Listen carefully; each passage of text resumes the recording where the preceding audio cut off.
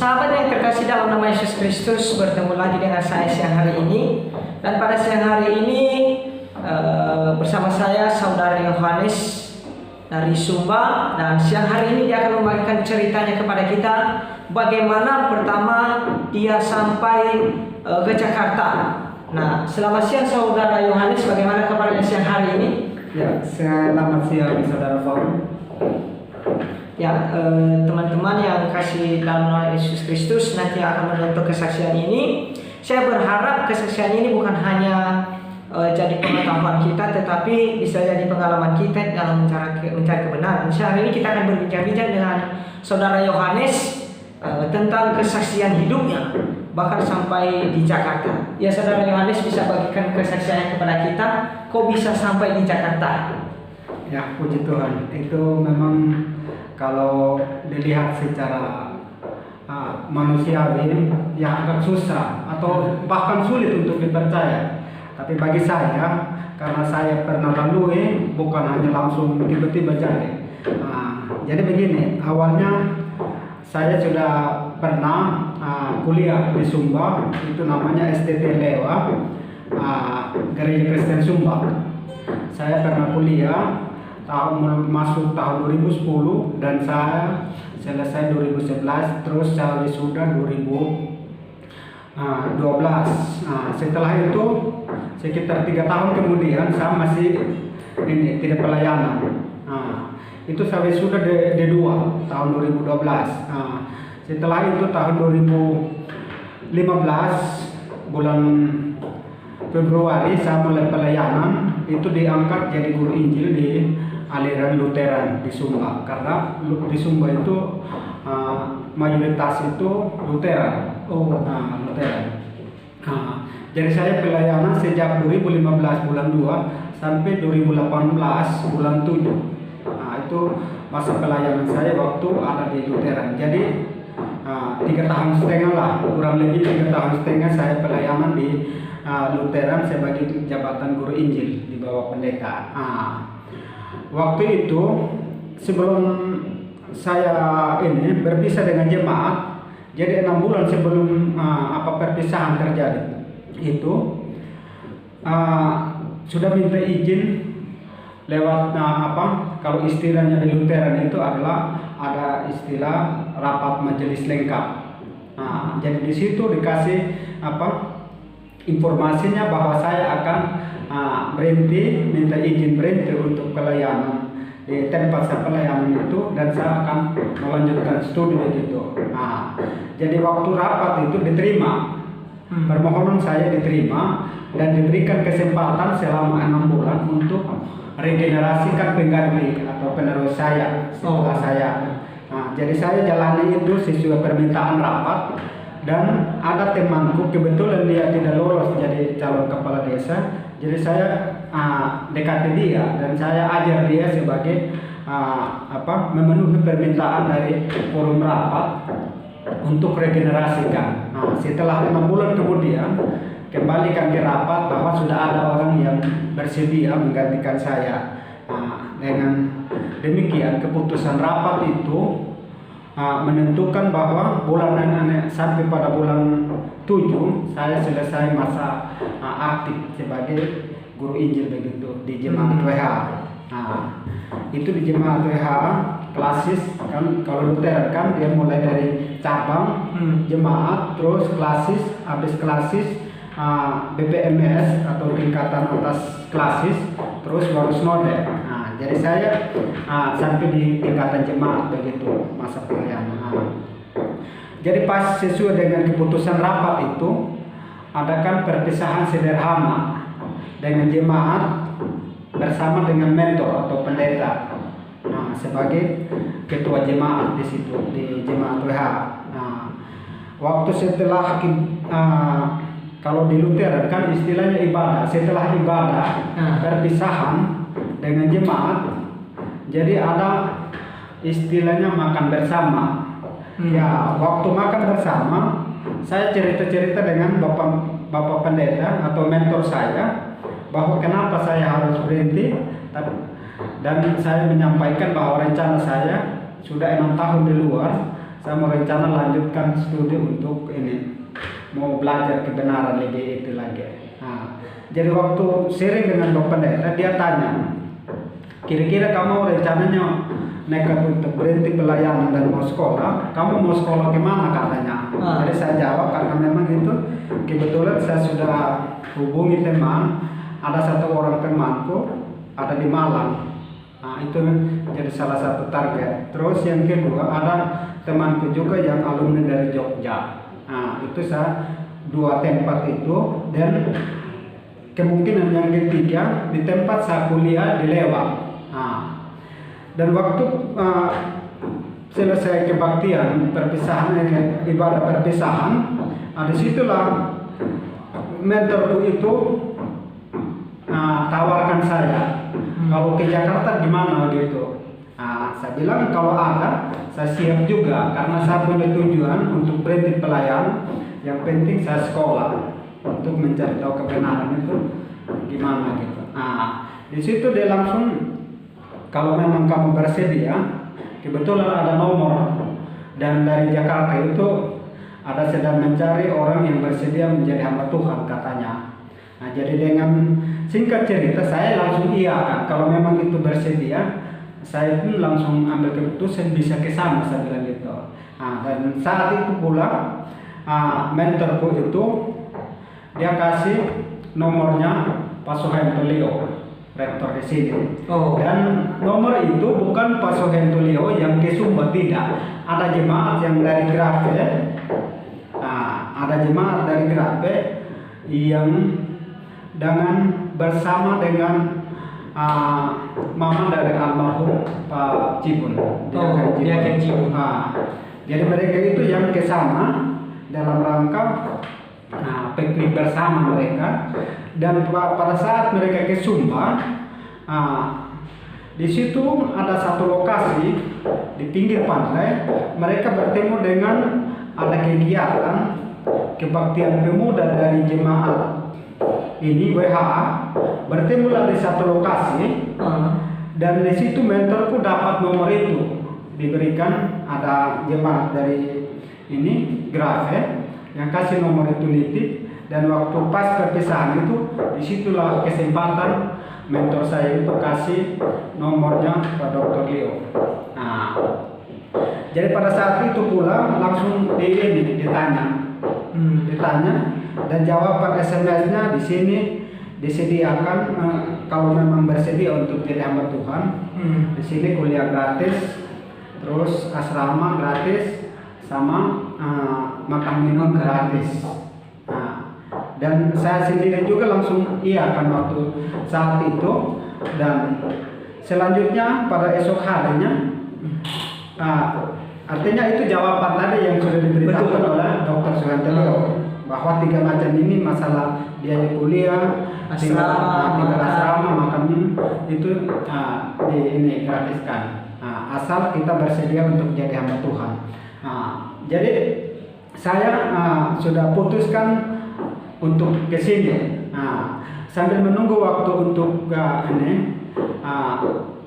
cari transport, karena dia sudah beritahukan bahwa ada biaya untuk asrama, kuliah tidak ada gratis, tapi transportnya nggak ada gitu. Jadi saya upayakan. Jadi pada saat itu sempat mentorku itu disuruh jual, ada babi yang saya sempat piara, disuruh jual untuk transport. Jadi terjadinya untuk kenal Grafe atau dapat nomor itu terjadi pada tanggal 29 bulan 7 2018. Jadi esok harinya almarhum dia ke Cibun langsung hubungi saya, apakah saya serius untuk ke sini atau tidak. Dia pastikan. Jadi saya bilang saya pasti Pak, saya sudah punya rencana untuk melanjutkan sekolah karena sudah 6 tahun di luar, dan saya melanjutkan studi, saya bilang gitu. Dan juga saya sudah sah ada perpisahan dengan jemaat kemarin, saya bilang gitu. Artinya tempat saya pelayanan. Jadi itu sudah rencana saya, dan itu rencana Tuhan juga yang mempertemukan kesempatan ini dengan saya bilang gitu. Jadi almarhum juga langsung itu mendukung dengan kasih informasi bahwa kalau bisa agak lebih cepat begitu. Itu permintaan. Jadi pada saat itu saya bilang iya. Cuma waktu hari pasar belum sempat belum sampai hari pasar, babi itu belum laku. Oh. Jadi pas tanggal 30 tanggal 30 dipastikan saya datang ke sini, saya bilang iya pasti. Pas tanggal 1 dia pas tanggal 30 itu dia dukung saya dan dia bilang saya coba beritahukan teman-teman, siapa tahu ada yang sponsor buat kamu untuk berikan uang bantuan beli tiket begitu. Ternyata almarhum berhasil dibeliin tiket itu. Saya dapat informasi pada pas tanggal 1 Agustus. Dipastikan saya kira-kira bisa tanggal berapa berangkat dari Sumba ke Jakarta. Jadi saya bilang pas tanggal 3. Saya bilang hari Jumat tanggal 3 Agustus 2018. Jadi tanggal 2 2018 bulan 8 itu saya ke kampus. Saya pergi ke kampus ambil fotokopi transit nilai sama ijazah untuk masukkan ke GITS. Ternyata sampai di GITS karena saya sudah pernah wisuda, jadi dari 84 SKS, ternyata yang dapat diterima di GITS ada dapat 40 SKS. 40 SKS. Ya, 40 SKS. Jadi yang tidak diterima ada 44. Jadi 40 yang diterima dialihkan ke GITS gitu. Setelah pure totalkan itu saya dimintakan ke Ambawang. Ke Kalimantan. Ke Kalimantan Barat untuk istilahnya pembentukan karakter di sana selama kurang lebih 1 tahun 2 semester di sana. Jadi pas sekitar tanggal 7 Agustus saya ke Ambawang 2018 dan kembali ke Jakarta pas pada bulan Juli sekitar tanggal 14 Juli. Jadi hampir ya tidak sampai 1 tahun penuh di Kalimantan, hampir 1 tahun. Artinya 11 bulan 1 minggu saya di Kalimantan. Kembali di Jakarta. Jadi sekarang saya sudah di Jakarta. Dan saat ini sudah selesai semester 7. Jadi masuk semester 8. Ya. Jadi rencana sasaran pelayanan kembali ke Sumba nanti. Ke Sumba. Berarti selesai wisuda dari GITS, rencana mau bikin tempat pelayanan di sana di Sumba. Betul. Nah, yang menjadi pertanyaannya Saudara Yohanes. Ya. Tadi waktu cerita saya agak kagum gitu ya. Memang itu kronologis ceritanya. Jadi kalau saya itu mengenal grafik dalam limitan waktu dari tanggal 29 Juli sampai tanggal 3 Agustus saya sudah ada di grafik. Jadi dalam limitan waktu 6 hari aja. Betul. Begitu. Nggak sampai 1 minggu juga, 6 hari aja. Nggak sampai 7 hari. Itu memang bagi orang lain agak susah untuk menerima. Tapi waktu itu karena saya sudah siap, ya sesingkat itu. Kenal grafik, bukan lewat penginjil, tapi lewat nomor HP tadi itu. Nomor HP-nya oke. Jadi waktu itu bukan karena sudah ada orang yang saya tahu di sini, tapi almarhum itu yang upaya cek saya mulai dari pembelian tiket, mulai dari berangkat dari rumah pada hari hanya, saya sampai di bandara di Tambolaka, dicek, diinformasikan kalau sampai dan pasar kasih tahu. Betul, ketika saya sampai dan pasar saya kasih tahu, pasar berangkat saya kasih tahu. Jadi beliau itu sebenarnya dia sedang kemoterapi waktu dia ada sakit. Tapi karena dia benar-benar berjuang untuk saya bisa ke sini, jadi dia sambil tunggu informasi tapi sambil dia kontrol ke rumah sakit. Jadi sekitar jam 11 malam saya tiba di Jakarta dari Denpasar. Nah gitu. Jadi hanya satu orang itu yang menuntun saya sampai pada menemukan. Berarti perjalanan saudara Yohanes dari Sumba ke sini, di balik itu semua ternyata ada seseorang yang menolong ya. Walaupun sekarang udah jadi almarhum, tetapi kita tidak pernah lepas, bahkan tidak pernah lupa akan jasanya ya gitu kan.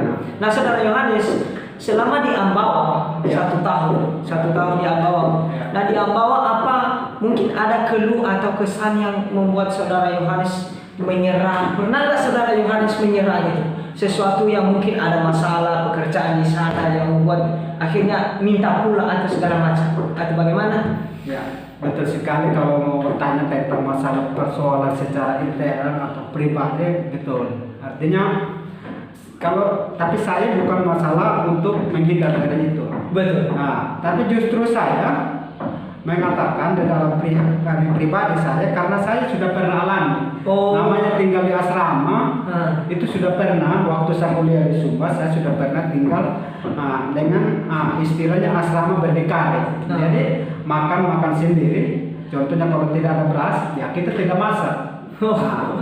Jadi saya sudah alami itu. Sedangkan ketika sampai di Ambawang itu beda ceritanya. Justru membuat saya ini bagi yang lain kalau mengeluh itu belum ada apa-apanya. Karena saya sendiri sudah rasakan kalau istilahnya gara-gara tidak ada beras, nggak makan sehari kan itu sudah terjadi. Saya sudah alami. Belum di dalam segi pelayanan, waktu pelayanan saking tidak bisa diganti oleh siapapun pelayanan itu, ya korban kan diri nggak makan. Jadi masalah itu bukan saya menghindar, tapi justru saya teringat ketika ada persoalan yang diceritakan oleh teman-teman, saya bilang itu belum apa-apa. Karena saya sudah alami, tidak makan itu saya sudah lewati. Atau merasa susah untuk diganti, itu saya sudah rasa. Jadi di situ adalah sesuatu yang saya rasakan mengenai doktrin. Secara pribadi saya bergumul gini. Saya sudah ajar orang lain selama kurang lebih 3,5 tahun. Wow. Ternyata apa yang saya ajar banyak yang menjadi persoalan. Kekurangan.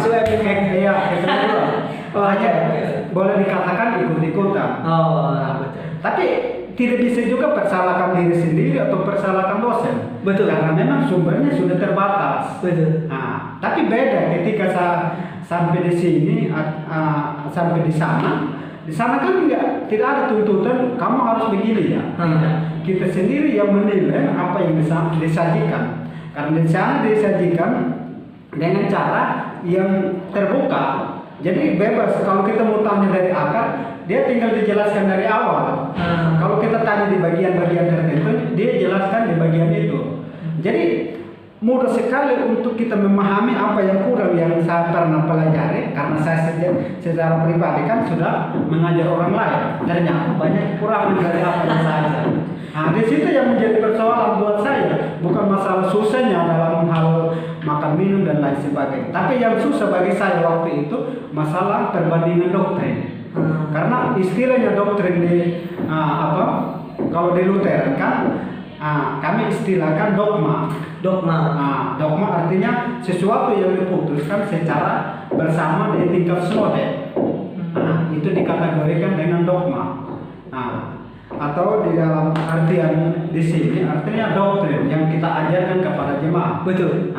Dan ketika saya itu lewat di sebuah proses dalam artian pergumulan saya, di situ ada banyak hal yang orang lain tidak tahu, tapi saya sendiri karena sudah pernah ajarkan pada orang lain, saya teringat bahwa ajaran-ajaran yang saya ajarkan sebenarnya itu kalau istilahkan di pohon kan sering ditanya saya dari teman-teman pelayanan di sana, kok bisa sekolahnya ke sana dan bisa dikatakan beda. Mereka tanyakan seperti itu. Jadi saya katakan kalau diistilahkan sebuah pohon tanaman, kalau yang saya pegang waktu saya di sana di Luther itu masih bagian kulitnya, artinya belum dapat yang namanya teras. Tapi kalau di sini ini ada teras bisa bilang.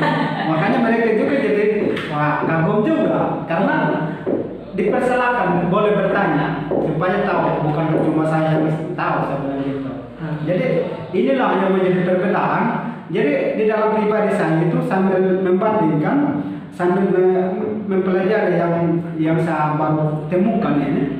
Jadi saya untuk bergabung itu saya buka diri dalam limitan waktu sekitar 5 bulan, baru melepaskan diri, mengakui bahwa banyak kekurangan dari yang saya sudah ajar dan menggabungkan diri di jemaat lokal. Yang benar. Itu yang menjadi pergumulan saya, yang orang lain tidak tahu gitu. Iya. Karena sudah pernah mengajar orang lain. Sudah menjadi guru tinggi. Sekarang menjadi sebuah harapan. Apakah ketika saya selesai dan saya kembali kepada lingkup mereka itu yang saya pernah ajar, apakah mereka terima atau tidak? Nah, itu kan di sini kan tidak harus tidak paksa kan? Betul. Harus kita hanya berhak menjelaskan dan mereka yang memutuskan. Nah, itu yang menjadi doa dan harapan saya. Oke, Saudara Yohanes, tapi tadi dari awal saya ada satu sedikit kepikiran ya. Tadi dari awal Saudara Yohanes bilang bahwa pertama-tama sekolahnya opsi yang pertama ke Malang ya. Betul ya, ke Malang. Tapi akhir-akhirnya mungkin kita tidak tahu bagaimana cara Tuhan kok sampai di Jakarta gitu ya. Nah, itu membuat saya cukup menarik lah. Ini ke Malang tapi sampai ke Jakarta. Waduh, ini saya kagum gitu. Memang itulah, makanya saya bilang sebagai manusia kadang tidak masuk akal. Tapi kenapa tidak masuk akal? Kan kau sudah ada target, sudah minumkan sudah sekian bulan, tapi tiba-tiba ada saatnya begitu ambil keputusan langsung selesai dan tiba pada yang tidak pernah dipikirkan. Bahkan di Jogja juga ada teman sebenarnya. Kalau di Jawa Timur ini Malang itu dia hanya syaratkan bawa transit dan itu aja dengan catatan transportasi sendiri juga. Nah, artinya nggak ada persoalan sebenarnya. Tapi waktu itu ketika dikasih tahu ada ini di Jakarta, saya langsung ada keputusan begitu, langsung iya kan, dan dengan kata iya langsung direspon balik dari sini. Disitulah keputusan terakhirnya. Nah, jadi tidak persoalkan sudah lama mau rencana di Malang atau sudah lama rencana di Jogja begitu, langsung begitu putus di Jakarta ke Jakarta. Nah, kalau tidak kita tidak pernah bertemu. Betul enggak mungkin. Atau kalau ada kata saya sekolah terus dulu 2000 dari 2010 seterusnya, ya mungkin tidak ketemu juga. Iya. Nah, kan saya sudah 6 tahun di luar. Iya, betul. Nah, Saudara Yohanes tadi dari ceritanya ya buat saya jadi sadar sedikit ya. Jadi harapan Saudara Yohanes ke depan bisa kembali ke sana ke Sumba, menceritakan yang benar kepada orang-orang yang sudah pernah dulu dipimpin. Kita hanya bisa menawarkan dan tidak bisa memaksa. Ya, gitu ya. Karena memang itu doktrin yang benar. Betul. Harus seperti itu. Ya. Nah, ya ini terakhir. Apa pesan Saudara Yohanes kepada teman-teman? Mungkin nanti ya bisa saja video ini ditonton oleh teman-teman kita dari Sumba, muda-mudi, orang tua siapapun. Apa pesan Saudara Yohanes untuk menaikkan itu di dalam video ini? Ya, baik. Jadi pesan saya sekaligus menjadi harapan kalau orang yang mengatakan kadang melihat dari segi aliran itu kalau baru kan kebanyakan orang kecenderungannya kata sesat itu sering mudah sekali untuk diucapkan. Dikatakan oh ini ajaran sesat, padahal tidak demikian. Justru yang katakan ajaran sesat seharusnya itu yang harus diperiksa. Karena yang namanya ajaran yang benar itu dia bebas dikritik kan. Nah, seperti yang kita jalani di sini, bebas kita tanya sampai apapun kita diberi kesempatan untuk bertanya. Betul. Supaya kita tahu. Nah, demikian pun teman-teman bagi yang sempat menonton ini, saya bukan berdasarkan pengalaman orang lain, tapi saya sendiri. Saya sudah pernah mengabdikan diri selama kurang lebih 3,5 tahun, dan itu sudah saya menyampaikan itu juga sudah semampunya saya dalam menafsirkan Alkitab.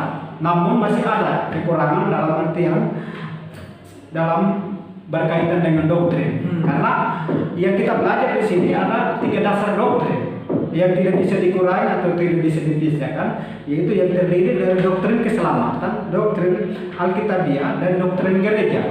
Kalau saya waktu saya belajar di Sumba kan belum alami itu dalam sistemnya yang itu yang tidak bisa dikurangi atau yang tidak bisa ditambahin.